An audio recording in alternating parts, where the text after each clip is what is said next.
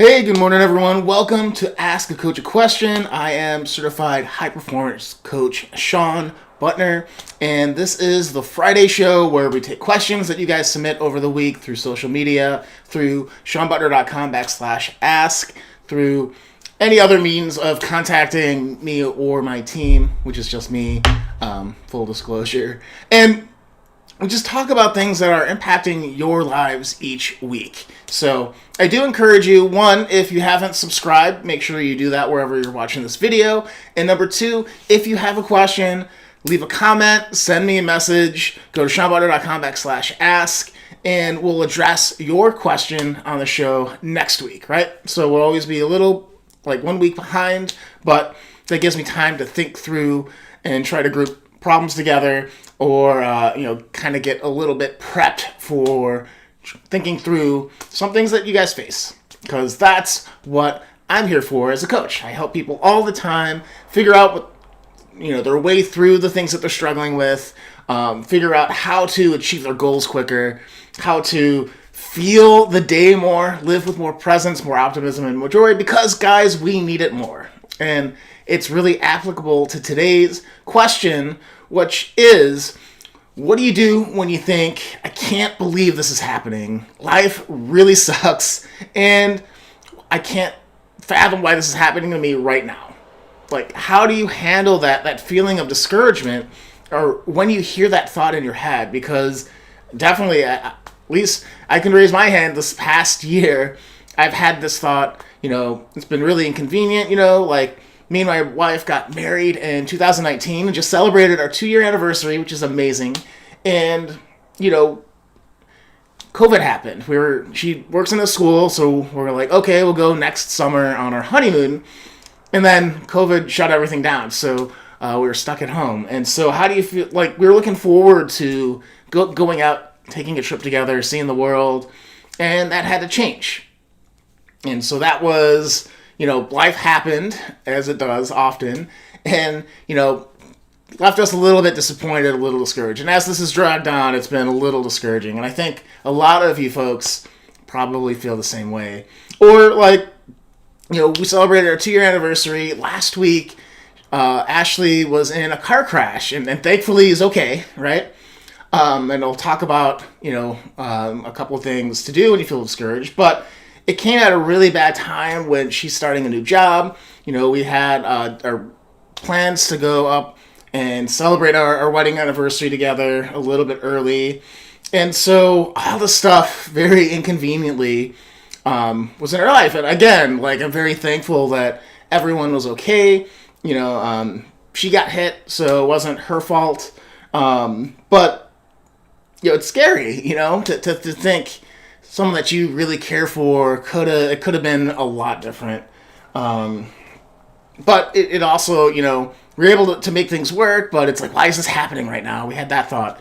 But that feeling of discouragement, that feeling of, unsettlement, frustration maybe, can really take away your day-to-day life experience, right? Take you away from the things that are really important. Because, as, I was feeling this and kind of connecting it to this last year, it's like, oh, not another thing, right? The guy that helps people try to see the day, try to see their lives in a positive manner, was stuck in this feeling of like, this is too much. But we have control over how we feel. We have control on how we respond to things. And so that kicked in for me, and I'm like, okay, I need to think about all these situations a little bit differently, right? And so I got 5 ideas for you on how to turn around discouragement so you feel happy, content, that you feel like you're a little bit more in control of your life, and that you can move forward with joy and confidence, right? So big promise. But, before we get into those 5 ideas, I really think the baseline of discontent is feeling that things are out of control for you, right? If life happens where you lose a family member in the middle of a big work thing, like very inconvenient. You lost a family member, that really sucks. And so you have to switch gears to be there for your family, And that's just life. And there's a million different things that we could cover with this, like a car crash, right? Everybody left okay, and that's the best case scenario for a bad situation. But now we have to deal with car rentals. Now we have to deal with finding a new car, and there's a global shortage. If you've paid attention to the news, it's very real. And so that's going to be a whole process that we didn't intend. It just happened to us, and it happened outside of our control. So the first thing when you have these things that you feel discouraged about, you feel are a little bit outside of your control, is to get perspective, right? For me, with the car crash with my wife, it was, okay, the most important thing is that she's here. We're able to celebrate our anniversary together. We can move things around. We can create or find ways to celebrate that don't involve traveling with our car. It's now defunct. So honestly, there's not much to be upset about in that case, because it could have been so much more worse. There are people that have family members that are in car crashes, and the family member is severely injured or doesn't come home. And so thinking of that and making it important that she's safe, that she can recover from any of the psychological stuff that can happen with being jittery, and getting on with our life and figuring out how we can adjust and be a little bit more proactive in some of the things we wanted to do, was very instrumental in us both not freaking out. We had our moment, but it didn't linger. So that happened last week. Things seem pretty much back to normal now, which is good. But it's that perspective and knowing that, okay, how could things have gone differently? How have other people experienced this, maybe, and how was their experience maybe better or worse? Having that ability to take a step back and think through different scenarios can really help. So getting that perspective. The second thing is to do what's in your control, right? So if you're feeling discouraged, we were okay, we had this day trip planned for our wedding anniversary. We didn't have a car, and it was calling around the whole Bay Area trying to find a rental. Things were booked up.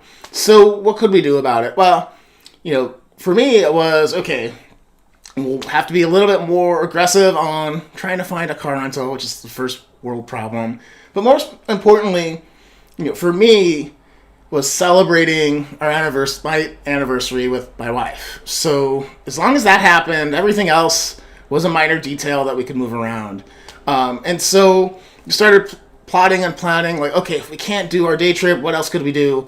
And ultimately, we were able to figure out a way to do the day trip. So we had a couple of close friends that had a spare car, and they're like, okay, don't worry, sort the rental car out later. You can use our spare car because we don't need it, which was awesome. So shout out to Kyle and Ari. You guys rock.